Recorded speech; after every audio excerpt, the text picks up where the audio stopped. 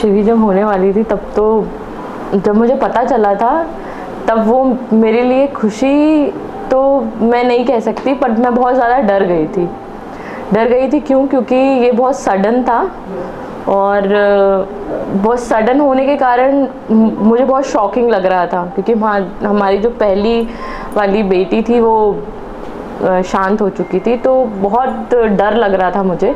But फिर जब मैं जबलपुर आई, क्योंकि मुझे अहमदाबाद में ये सब कुछ पता चला था, तब मैं ICICI बैंक में थी और वहाँ पे न्यूली ज्वाइन करने गई थी।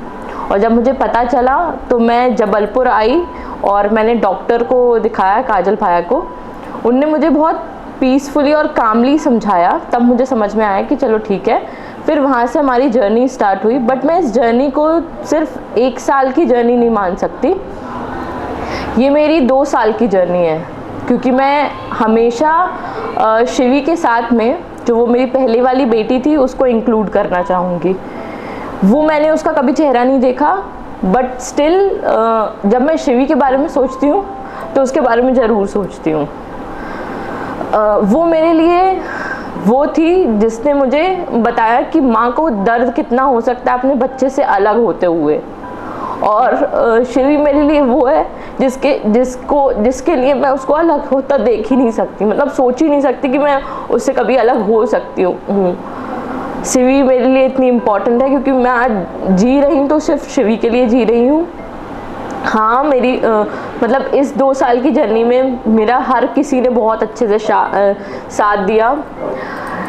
सबसे ज़्यादा मेरे पेरेंट्स, मेरी सासू माँ, मेरी मौसी, मेरे पूरे रिलेटिव और सब मोस्ट इम्पॉर्टेंटली विश्व ने मुझे बहुत पैम्पर किया, क्योंकि मैं बहुत फ्रस्ट्रेटेड हो गई थी। जब मैंने पहले वाले बच्चे को खोया तो मुझे बहुत वो टाइम में हमारी लाइफ का सबसे स्ट्रगली टाइम था, वर्स्ट टाइम था। मैं अपना मेंटल स्टेटस किसी को बता नहीं सकती, एक्सप्लेन नहीं कर सकती कि मैं कितने लो जा चुकी थी, मुझे कैसा फील होता था अंदर से, मुझे ये भी नहीं पता है। और मैं आज उसको सोच के मुझे डर लगता है कि मैंने वो कैसे उस चीज़ को झेला है। बहुत डरावना था वो, जो भी था वो बहुत डरावना था। बट जब शिवी हुई तो जब मैं शिवी को डिलीवर करने जा रही थी तब मुझे खुशी से ज़्यादा डर लग रहा था, बहुत डर लग रहा था। मुझे अपने जीवन का तो इतना डर नहीं था, पर मुझे शिवी के जीवन का बहुत डर था, क्योंकि लास्ट टाइम ऐसा हो गया था। फिर सेकंड टाइम हम लोग बहुत ज़्यादा डर गए थे, फिर से कुछ नहीं हुआ। फिर वो बहुत उसको बयान नहीं कर सकते कैसा टाइम था वो हमारे लिए। और ये भी बहुत सडन डिलीवरी थी, तो मैं फिर भी इसके लिए बहुत डरी हुई थी। बट जब शिवी हो गई, फिर शिवी 17 दिन 17 डेज हॉस्पिटल में रही। जब तक वो हॉस्पिटल में रही तो मैं मतलब मेरा शरीर हॉस्पिटल से घर में रहता था, बट मेरा मन, दिल, दिमाग सब कुछ मेरा हॉस्पिटल में ही रहता था। मुझे ना खाने का मन करता था, मुझे कोई भी चीज़ का मन नहीं करता था, बस लगता था मेरी शिवी कैसे भी घर आ जाए। जिस दिन डॉक्टर ने मुझसे बोला था कि हाँ शिवी बिल्कुल अच्छी है, आप उसको ले जा सकते हो, मैंने हर कुछ टेस्ट कराया उसके, उस दिन मैं अपनी खुशी बयान नहीं कर सकती। आज तक मुझे कभी इतनी खुशी नहीं हुई क्योंकि जितनी खुशी मुझे उस दिन हुई थी। लेकिन जैसे ही शिवी घर आई फिर बड़ी हुई, जैसे जैसे शिवी टाइम इतना अच्छा होता गया कि फिर और शिवी इतनी लकीएस्ट चाइल्ड है। शिवी अपने लिए हर एक रास्ता खुद बनाती है, मतलब उसको उसकी ज़रूरत रहती है वो हम नहीं कहेंगे कि हम उसकी पूरी करते हैं। खुद शिवी अपने लिए हर एक चीज़, शिवी इतनी लकीएस्ट है कि वो खुद ही सब कुछ अरेंज कर लेती है, सारी चीज़ें खुद से सीखती जाती है। वो इतनी फास्ट लर्नर है, उसको कुछ भी चीज़ सिखानी नहीं पड़ती इतनी, पर वो खुद से ही मतलब नोटिस कर करके वो सीख जाती है। इस जर्नी में मेरी मदर ने मतलब अगर मुझे छींक भी आ रही है तो उस छींक में मुझे इतना पैम्पर किया है ना कि जितना तो मुझे ऐसा लगता था कि मुझे बचपन में भी इतना मतलब स्ट्रिक्ट थे वो लोग थोड़े, तो मुझे लगता नहीं था कि इतना मुझे पैम्पर करेंगे। बट हाँ, जब वो खुद माँ होके जब मैं माँ बन रही थी तो उसमें मेरी माँ का बहुत बड़ा हाथ था। फिर उसके बाद मेरी सासू माँ, मतलब उनने मुझे अपनी बेटी के जैसे ही रखा है, क्योंकि मैं उनको कुछ भी बोल देती थी तो वो रिएक्ट नहीं करती थी, और ये बहुत बड़ी बात होती है, मतलब एक सास के लिए बहुत बड़ी बात होती है कि वो रिएक्ट नहीं करती हैं और मेरा गुस्सा किसी को झेलना बहुत मुश्किल है मुझे लगता है। मैं 2.5 साल हो गए मेरे को झेलते हुए। विश्व झेल रहे हैं, उनको बहुत अच्छे से पता है कि मैं कितनी गुस्सेल हूँ और मैंने वो 2 साल में कितना गुस्सा किया है, किसको क्या क्या बोल दिया है। मुझे खुद में अब वो पीछे वाली जर्नी जब मैं फ्लैशबैक में जाती हूँ तब मुझे बहुत बुरा लगता है कि मैंने क्या क्या बोल दिया है। बट वो मैं बहुत डरी हुई थी उस टाइम पे, डरी हुई थी, मुझे चीज़ें समझ में नहीं आती थी ढंग से, चीज़ें बहुत अच्छे से समझ में नहीं आती थी। बस मुझे बहुत डर लगता था कि वैसे जैसे मैंने खो दिया फिर से मैं उसी स्टेज में ना आ जाऊँ। तो मुझसे बहुत सारी गलतियाँ भी हुई हैं, बट मैं बहुत शुक्रगुजार हूँ कि मुझे इतना झेला।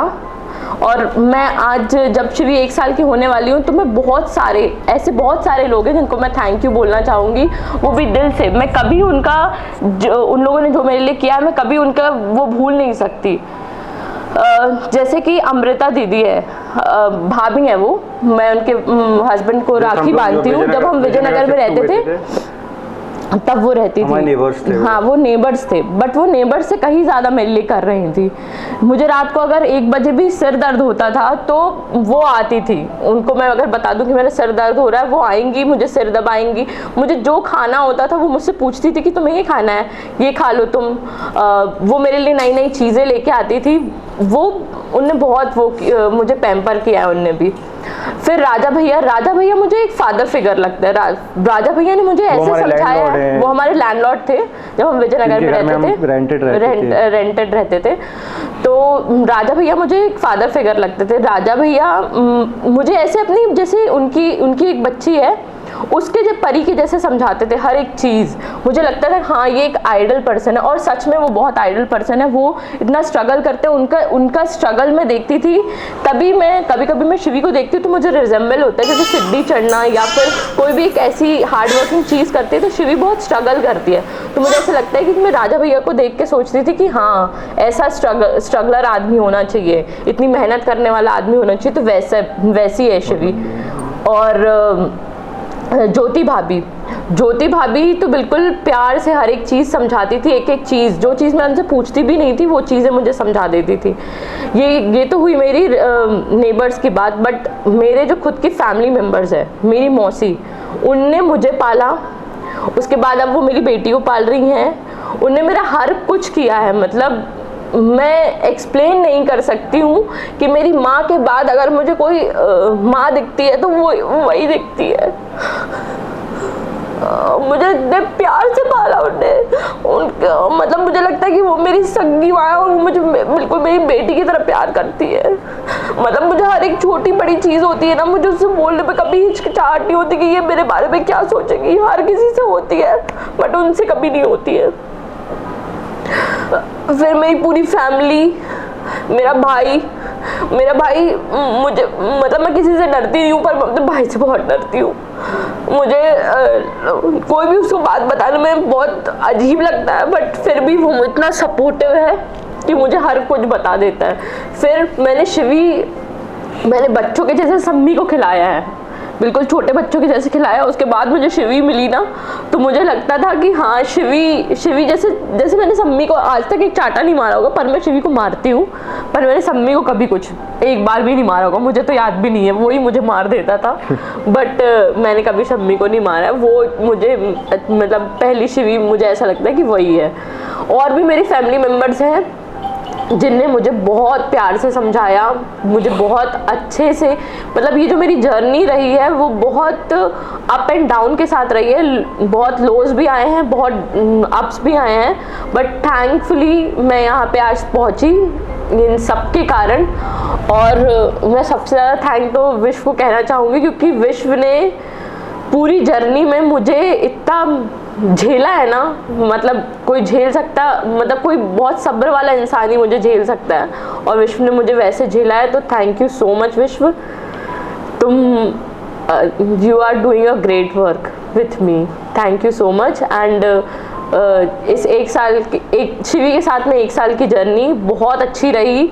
शिवी ने हमको बहुत कुछ सिखाया, शिवी ने हमें इतनी सारी खुशियाँ दी, हर छोटे बड़े, हम चाहे कितनी भी टेंशन में रहें बट हमें शिवी ने बहुत मतलब हमें शिवी ने बहुत सारी खुशी। ज़्यादातर लड़ाइयाँ शिवी के कारण हमारी बच जाती हैं। हाँ, हमारी लड़ाइयाँ अब शिवी के कारण बहुत कम होती हैं, क्योंकि हमें लगता है कि शिवी पे क्या असर पड़ेगा, हम क्योंकि चिल्ला चिल्ला के एक दूसरे से बात करेंगे तो इसीलिए हम बहुत सारी लड़ाइयों को शांत कर देते हैं। तो ये थी हमारी जर्नी और बहुत अच्छी जर्नी थी। Thank you so much.